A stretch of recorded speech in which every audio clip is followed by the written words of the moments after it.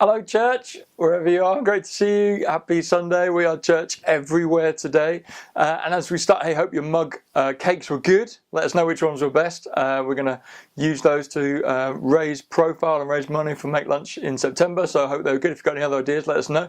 Anyway, this month, July, as we head in towards August, we are thinking about how we look after ourselves. Just like you've been thinking about how do you look after a computer or a phone or a pot plant or your grandma or something like that. Everything that we have around us has a way of looking after it, has a list of needs which it requires, has a list of things which, if you want to make the life good of that thing, whether it's technological or personal or natural, then you need to follow some of these instructions. And so today and this month we're thinking about how do we look after ourselves, the planet around us, and our church.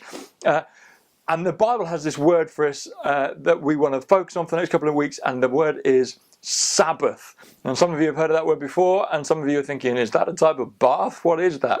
Is that different to a salt bath? Yes, it's different to a salt bath. Sabbath is this rhythm of life, this way of living which allows us to live well, and wise people know that you've got to engage in this rhythm so that you don't get exhausted, so that you don't just flop in your life and think, oh my goodness, I'm so tired, I'm so cranky, I'm so cynical, I'm so ill, I'm so whatever. So think about it like this. Have you ever gone to your phone, kids? Maybe you've gone to borrow mum or dad's phone or something, or you wanted to play something on a tablet, and all you saw was that. You got the dreaded, oh no, this thing has been running too long, it's been working too hard, and it hasn't been plugged in, and now it's run out. And what I've got to do with this thing is I've got to put it into the plug socket, I've got to connect it to some source of energy, and that energy has to transfer from the plug socket to the phone before I can use it again. And there's no way of speeding it up. It's so frustrating, right? You think, I can't speed this up. No, you can't. We have to connect sometimes when we've been running hard to an energy source and allow it to recharge us. And as a church, we take that seriously. We take August off because we know that we've been working hard this year, and we've been committing hard to being around in your groups and on Sundays and then Make Lunch and with Cheer On and all other kinds of things.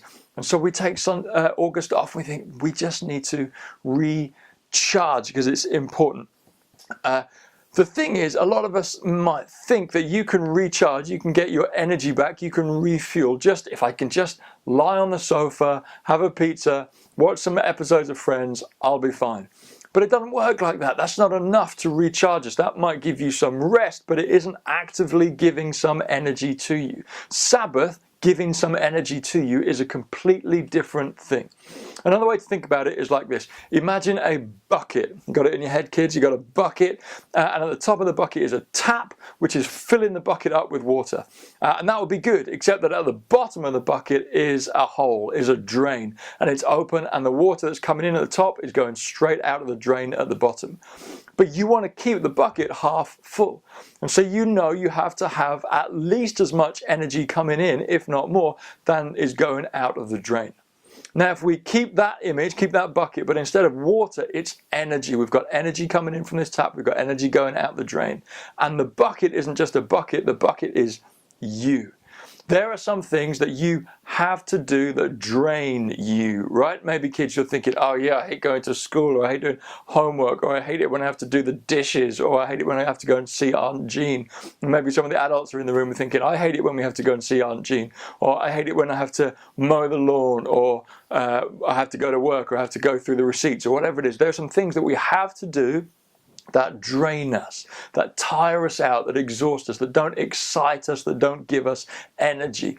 And then there's some other things which refill us, which recharge us, which give us energy. Maybe for you it's walking through the park, maybe it's playing on a computer game, maybe it's having a meal with some friends, maybe it's looking at the stars, maybe it's playing sport. It could be a whole host of different things. Maybe you just like to lie in a bath with some avocado smeared on your face and just not answer the door to anybody.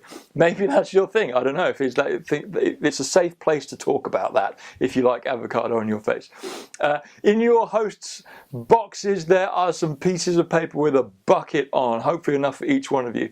What I'd love us to do now in our groups is think about what are some things, maybe 5 things that you have to do which don't excite you, which drain your energy, which at the end of it you're tired, and at the beginning of it you're thinking, oh my goodness, do I have to do this? What are 5 things that you have to do regularly in your life which drain you? And then also, what are some things which fill you up, which recharge you? And be specific. The more specific you can be about these things, the better. So if you're going to say, oh, I hate doing French homework, is it all French homework, or is it a particular type of French homework and you actually don't mind the other bits?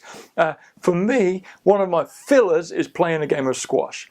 But it's not just any game of squash, it's a highly competitive game of squash. If it's a game I can win easily or lose easily, it's no fun for anybody.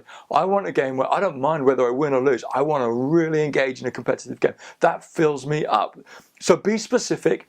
See if you can think of 3, 4, 5 things that you have to do that drain you, and 3, 4, 5 things which you get to do or which you love to do, which fill you, which recharge you.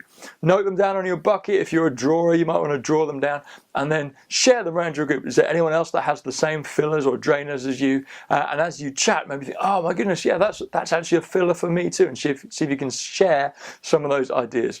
Do that for a few minutes and then click go on video 2 and we'll finish up from there.